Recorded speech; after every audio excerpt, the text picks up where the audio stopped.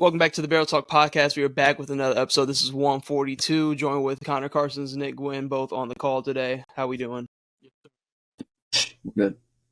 Going to be bringing something different. Going to be another weekly episode. It's going to be coming out about on Saturday afternoon, Saturday night. Just a pure betting episode going into the Sunday slate. For the Thursday night slate, which we will be recording this on Thursdays, we are going to be making a post on our Twitter at Barrel Talk Pod for the Thursday night plays, but this is going to be another weekly thing adding on to our episodes that we already do have coming out on Tuesday afternoons. So looking at this is going to be purely betting. We're going to be talking spreads, player props, the whole deal. We can kind of start on wherever you guys want to start. This will come out on Thursday, but our plays will already be out on Thursday night as well.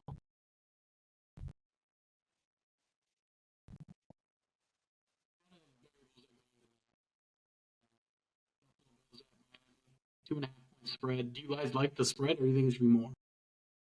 I like the spread. I think it's pretty fair. So who would you lean? Buffalo. Buffalo? Yeah. I would also lean Buffalo. I think they played a way better game last week than Miami did. And Miami was still at home last week and was down 17-zip at one point in that game. Could have been 24-zip. So.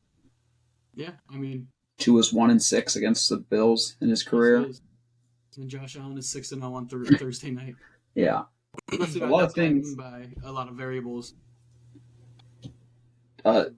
Dolphins probably have the better defense, Mm-hmm. but both offenses are expected to be pretty electric. Yep. Going into this game. For me, it's just Josh Allen.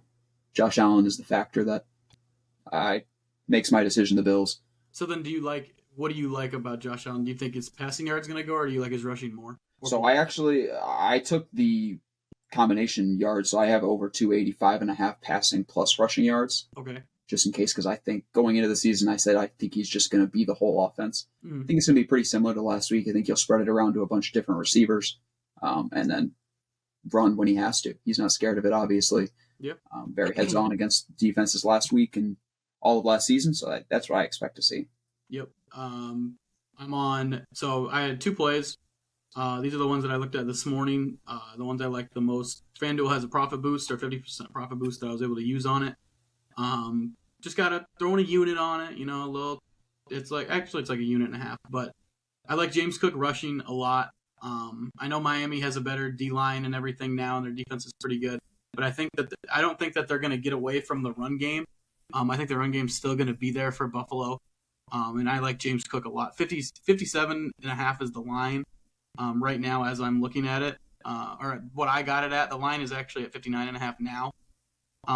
But I do really like that. I also like his receiving. So if you are taking his rushing and receiving, I don't hate that either. And then I had another play on the other side, which is the Dolphins, and I really like Jalen Waddle over 4.5 receptions. Minus 140 on FanDuel when I got it. I'm not sure what it's at right now, but I did eat a little juice. But with the boost, this actually is going to pay out a lot if it can hit, and I'm actually really confident. I'm also on, like you said, James Cook rush and receiving. Mm-hmm. It is at 83.5. Killed it last week and carried the ball 19 times. So you got to think if he can even break off some more heavy explosive runs, because you know what he's going to do in the pass game. And then I was also just on somebody who I consider just to be a look at play in terms of the two every week. Waddle over 65.5 receiving yards. Right now on DK it's at 68.5, so it has gone up.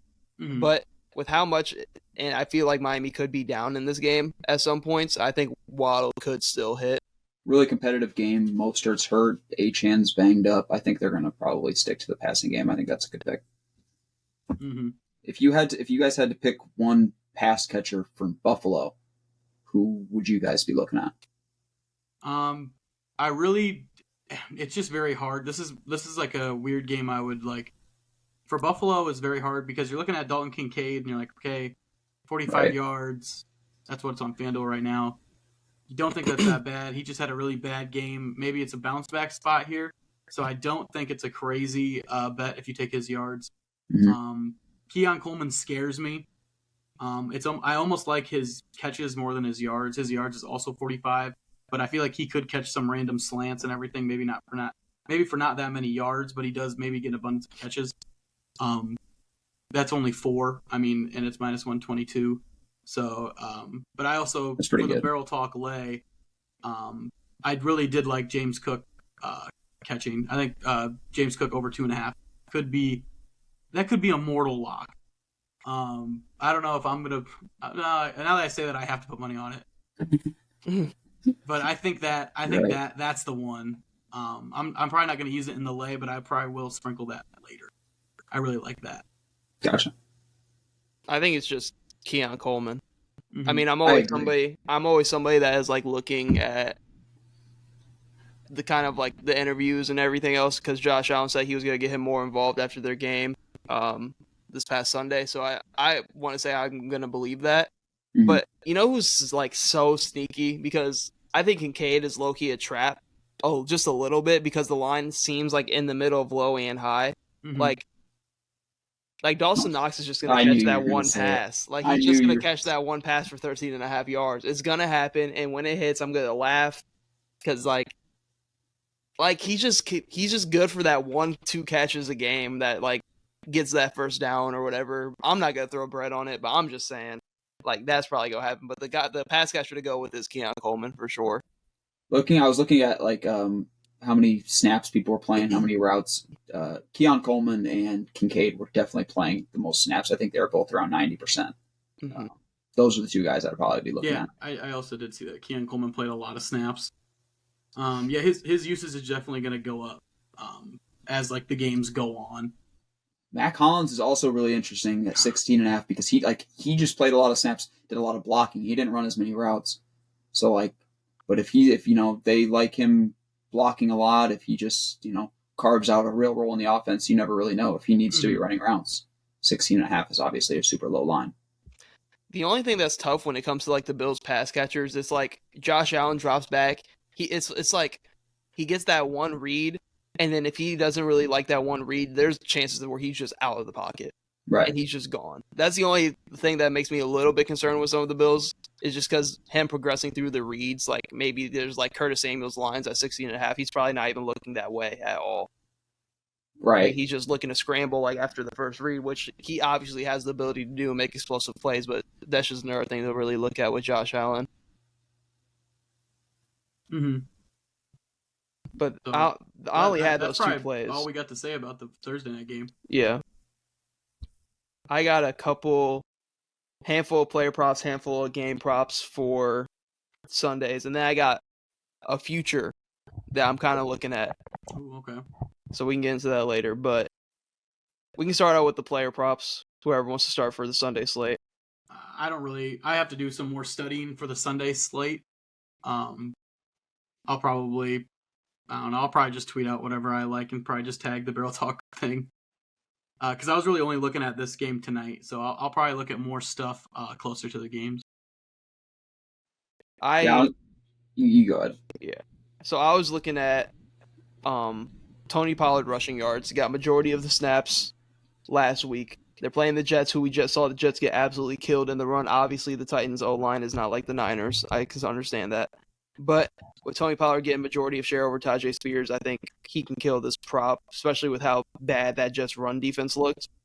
At times, they're just giving up 8 yards a carry almost every single time. Like I think he can still hit that. And I think the success for the Titans in this game is going to be keeping the ball on the ground because we know Will Levis can turn the ball over, and we know that Jets secondary is very good.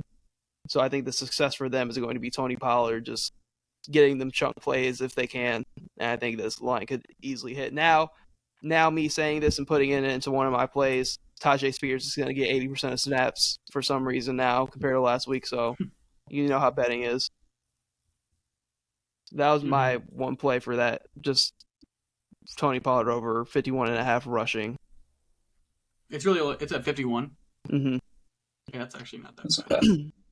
One I was looking at is Jaden Daniels over 52.5 rushing.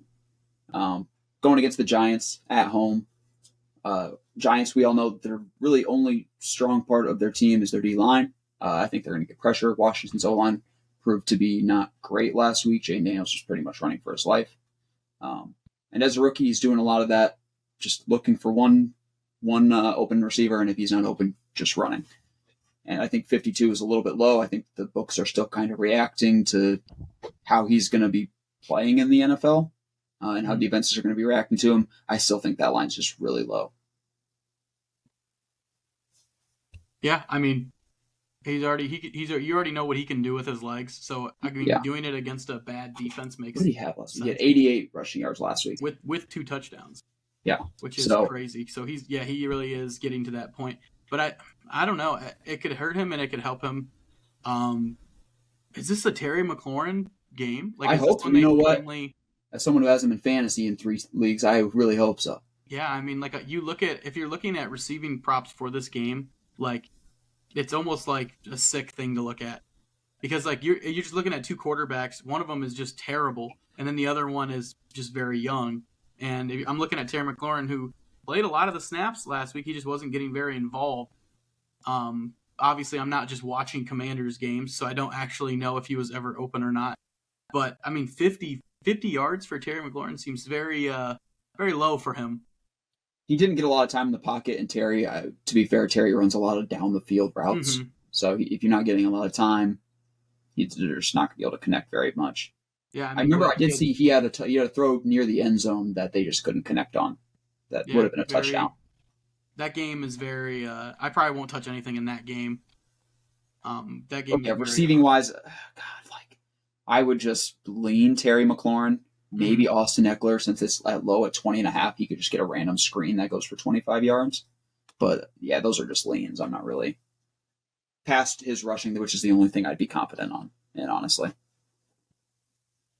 Yeah, I mean, I agree.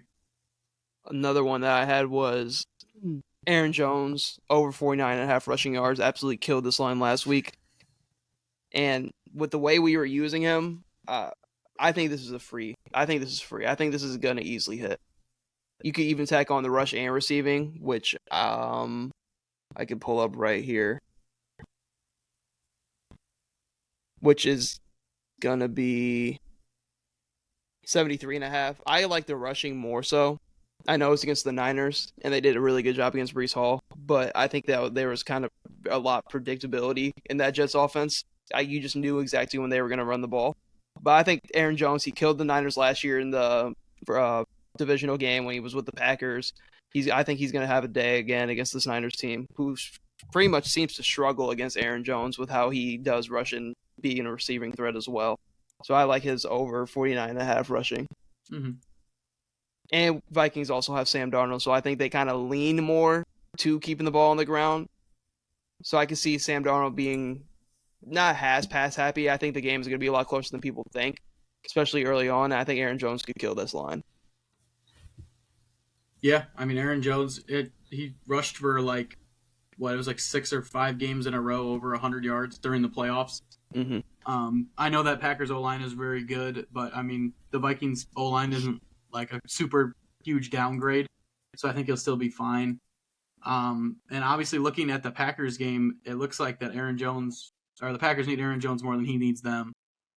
But I'm going over to this Rams-Cardinals game, and I'm looking at the receiving props. I think it's just Cooper Kupp.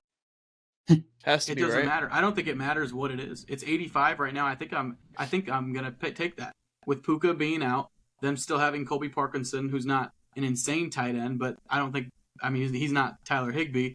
And then we don't really know what we're getting from Kyren Williams in the passing game. It looked like he didn't really get anything. And Cooper Kupp's always going to be the first read. Could I tell you who the number 1 corner on the Cardinals is? No, but I mean it's really good player, bad defense. That's really how I would be thinking about it. And even if you were looking at that, I don't even hate Matthew Stafford yards. He's only at 250 yards. I think he can easily get that. I think that he's going to get a lot of value or a lot of production from the other guys, Tyler Johnson and Demarcus Robinson, who are going to start sliding in. Yeah, I think it's just I think that might be like a slam dunk play for me. Now that you kind of hopped on this game, this is going to be one of my plays for the lay. Is Matthew Stafford over 35.5 passing attempts. He had 49 against the Lions last week, and it's a weird because he's just going to throw the ball a ton. I think this line is super, super low in a game that's going to be very high scoring. I think his yards and his passing attempts are both going to be free, and I think it's just going to be one of those situations where it's just force feeding Cooper Kupp. I mean, his receptions are at 7.5, The only thing I would say to that is the only reason he threw 49 times is because they were behind the whole game. Or they were trailing, or it was like tied. I'm super interested to see them play the Cardinals, who are not a very good team, and I think that they could get stuck in the point where they're almost like, I'm not going to say beating the shit out of them, but like being up maybe 2 scores and then they start to slow it down. And divisional game as well. It could be a lot. Because I'm not super sold on that Rams defense, especially when you have Kyler compared to Goff, who's going to be able to get out of the pocket way more and just make plays on his own. So I think it's going to be a high-scoring game. I think it's going to be close just because of the dynamic there, and I'm not really too sold on the Rams really stopping anybody. Like you saw David Montgomery just drive the ball straight down the field in overtime, like with ease. So you like the over then? The 47.5? Yeah. Okay. I don't hate that either. Because I just think it's you have 2 good quarterbacks against 2 subpar defenses. And I just think points are going to be on there. Spread's 1.5, favoring the Cardinals. They're at home. Like, I lean the Rams for sure, but I'm not shocked if the Cardinals do win this one. Yeah. That's going to be a really good game. Other than that, I'm not really looking at anything in the Bears and Texans game. And if I am, I'm definitely looking on the Texans side more than the Bears side. I didn't have anything on that game either. I think that's a lot more. Like, I could see that happening a lot more. The Bears offense, not sold on it really, so I wouldn't really touch anything like that. I could say this, but by the time it happens, I'll be on something. But which helps. We could just get these videos out for everybody. You guys could see it, but ultimately the plays are probably going to be on Twitter, and that's going to be like an easier way to see it all. So they'll probably have the Twitter in the description. So make sure you give the Twitter a follow for sure. I got 2 more player prop plays. I have one as well. Brian Thomas Jr. over 36.5 receiving yards against the Browns. I know that Browns defense is good, but this is somebody who I'm seeing like slip into wide receiver 1 territory with Jacksonville. And I just think this is going to be something that's going to increasingly grow week after week, and getting it now I think is free. He hit it last week, even had a touchdown in his first NFL game. I think he's going to get way more acclimated to Trevor Lawrence and this Jags offense as the weeks go on. I think this is free, and then I paired it up with like Saquon Barkley, which I might put in a little 2-legger. Saquon Barkley over 97.5 rushing and receiving. It's just rushing and receiving. I'm just going to take it until it doesn't hit. Yep. Who did they play this week? The Falcons Monday night. And I didn't really see anything from the Falcons. Najee had a day against them last week, and they were playing the Steelers, who you could predict the run. So, like, them getting, like, into the play action off of Saquon Barkley, who can still be a receiving threat, had a receiving touchdown and rushing touchdowns in their first game. So, like, there's nothing on that Falcons defense that is really scaring me to make this seem like it's not going to happen. I think the Falcons defense could actually end up being sneaky good. But I agree. I think Saquon is good enough to be any defense right now, especially with that line and those other weapons. One other play I had was Amon-Ra St. Brown over 80.5 receiving yards, coming off a stinker last week, obviously, going up against the Bucs. The Bucs had 4 injuries in their defensive backfield last week. They lost Antoine Winfield and 3 corners. And I simply think Amon-Ra St. Brown is too good of a player to not take advantage of those and have 2 bad weeks in a row. His line last week was 90.5. It's 80.5 this week. So these are just 3 things I love. Line's going down, good player, not going to go 2 weeks in a row with duds, I don't think. And I think we all 3 think that game's going to be closer than 7.5. Yeah. So I think the Lions will probably have to pass more than we think. Bucs defensive line is probably the best part of that defense. They're not going to be able to run as much. Lions coming off an OT game where they might be a little tired. I think all signs lead to Amon-Ra having a good game. Yeah, I mean, I'm also looking at the rushing yards and everything. I think this is going to be a big. You got like your David Montgomery game, but I think this next one's going to be the Gibbs game. I like his rushing at 48.5. As we saw, Gibbs was in a very lot in that second half. Oh yeah, He was in so much. I don't understand really why. Montgomery didn't even play the fourth. Yeah, really. Montgomery didn't play the fourth quarter. and he came in overtime. Which made him perfect to come in overtime to beat up that tired Rams defense. I think that this is going to be a typical like Gibbs. I think he's going to be able to get to the outside very easily, and he's going to break. I wouldn't be shocked if he just breaks off a big run, and probably hits his prop right there. But yeah, I really like Gibbs over 48.5. Like it. I don't hate it. Then the rest of the stuff I have is 10.5 attempts though. I'll tell you that. I have just a couple of game props that I think are a little weird. Like Chiefs. I know Nick got Chiefs early in the week at 3. Like 3.5. 3.5. Yeah. It's minus 5.5 right now. I think that's with how I saw the Bengals lost to the Patriots last week. Yep. T. Higgins is still questionable. The defense didn't look good. And you're telling me this is a team that beat the Ravens at home? Like, it's the Chiefs. Like, I understand the whole, Bengals this, Bengals that versus the Chiefs. They own the Chiefs and everything else like that. Joe Burrow also hasn't looked good. He did not look good last week. And you're telling me he's going to come off of a loss to the Patriots and all of a sudden turn it around in 1 week and play the Chiefs on the road? I just don't believe it. I think the Chiefs handle them. I think the 5.5 is free. Mm-hmm. Yeah, I think so too. I think it's the Chiefs until it's not the Chiefs. Exactly. Betting wise, for sure. If you get bid on the Chiefs, I know a couple of years ago they used to have problems with covering. Like they would always win, but they could never cover. I mean, even if you wanted to do like a little parlay, if you're doing like a 4-leg parlay, even throwing Chiefs money line in there isn't a bad idea. If you really don't like the points, but I think the Chiefs, again, should handle them. 47.5. I think that's definitely an over. I think, even if the Bengals can get in the offense, I mean, the end zone. I'm just gonna assume the Chiefs are gonna put up 27 points themselves.